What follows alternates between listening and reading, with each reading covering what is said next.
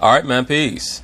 So, brothers, over the course of the relatively modern history of the NBA, certain players have come into the league who have created paradigm shifts.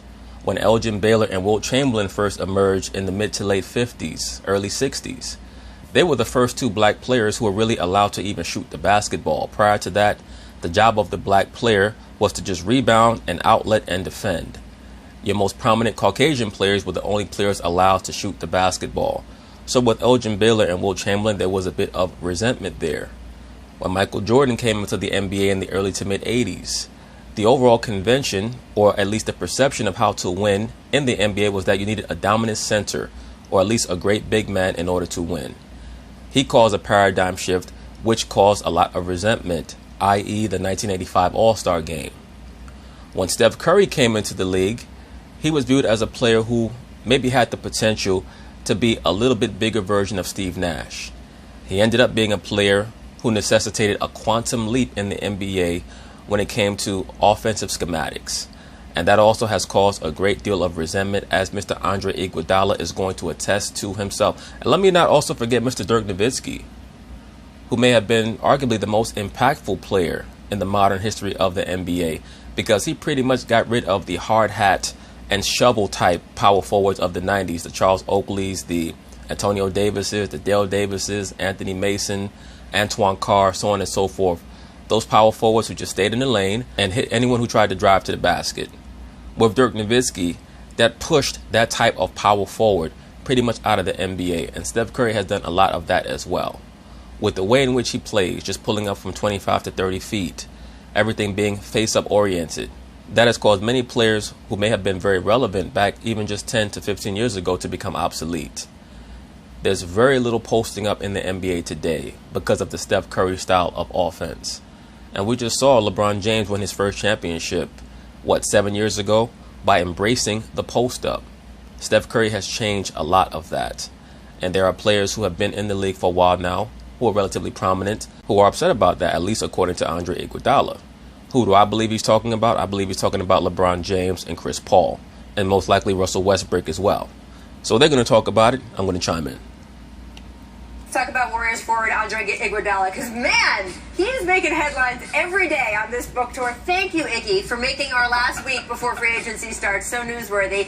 Well, I think that Iguodala, number one, is trying to make waves because he is trying to advertise a book, but I also believe that he's a very forthright person. Earlier this week on The Breakfast Club, he spoke about how some players in the league aren't huge fans of Steph Curry.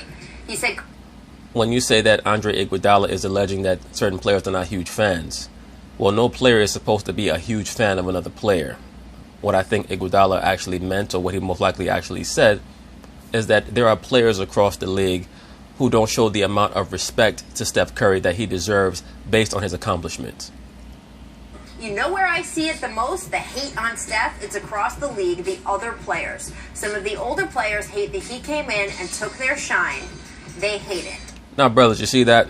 That's why I say that he must be talking about players like LeBron James and Chris Paul. Because in order for Steph Curry to take the shine of a quote-unquote older player, they must also have to have been considered the best player at the position that he currently plays, that being quote-unquote point guard, not literal point guard, because most of these guys today are what you call combo guards. And or he must have taken the spot of the player who's considered the best player in the league, because there was a short span when Steph Curry was considered the best player in the NBA in that 2015-2016 area, until LeBron was able to dethrone him in the 2016 finals. So those have to be the two players, or the two most prominent players, that Iggy's talking about.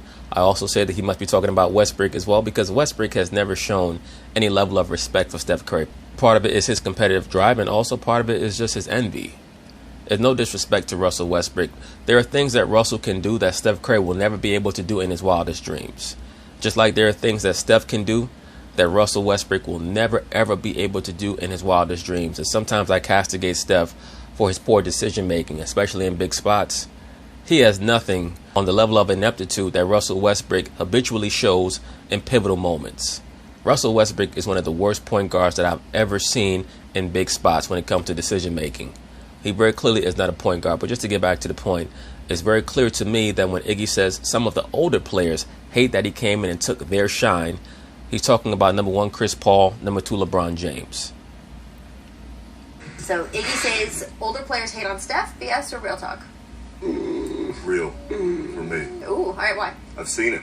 You can feel it from other players in the league, and Matt, you can speak to this as well. When you talk to people about Steph, there's this resentment because he changed the game. I really believe that. Okay, so why is your sign say 100 then? No, the reason why he's making that gesture is because he's trying to imitate the lack of respect and regard that other prominent players have for Steph Curry when they're asked about him. No, I believe it. I'm for it. I've always been a fan of him. But go ahead and finish your point, and I'll say mine. But he has changed the way the game is played. Yes. And I think a lot of guys came into the league thinking, I'm going to grind, I'm going to play defense, I am going to play the way I saw growing up. And Steph has shown that there's a whole different style to the game. Once again, Steph Curry is one of the top 5 most impactful players in the history of the NBA. Not one of the top 5 greatest or best players, but one of the top 5 most impactful. He's up there with Wilt Chamberlain, Michael Jordan, Shaq, players of that caliber, who literally changed the way the league played on offense and defense. When you play that game, you need different pieces to fit around you.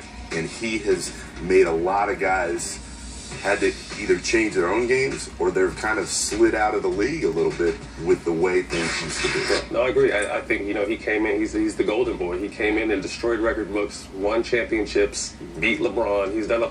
Let me say this very quickly. People call Steph Curry the golden boy. When I think of that term golden boy, I think of someone who's had it easy from the very moment that they stepped into the NBA. And nothing could be further from the truth when it comes to Steph Curry. Everyone knows about the difficulties that he was forced to endure, especially his first 3 or 4 years in the league. So no, I don't consider him the golden boy. I do think that a lot of the image surrounding Curry and his family pisses off a lot of other players in the league because, even if it's subconsciously, he makes them look bad. A lot of things that probably... At least in their mind, he makes them look bad. Let me rewind this back a little bit. No, I agree. I think, he came in, he's the golden boy. He came in and destroyed record books, won championships, beat LeBron. He's done a lot of things that probably angered other players and other... It's very obvious to me that Matt Barnes understands that one of those players that Andre is talking about must be LeBron James because he mentioned LeBron. And that's why I don't think he gets the respect he deserves as going to be obviously the greatest shooter, but one of the greatest players ever to play the game. And I can see... Steph is definitely top 25 greatest players to ever play the game, and that's a conservative estimation. He can't be any lower than 25 to 30. Most likely he's top 20.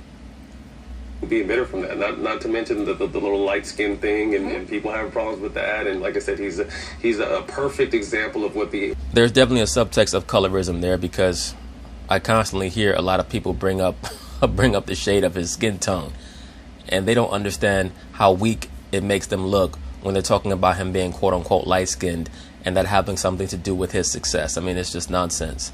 The most popular player in the history of the NBA, if not professional sports in America, was a dark-skinned black man by the name, or a dark-skinned so-called black man by the name of Michael Jordan.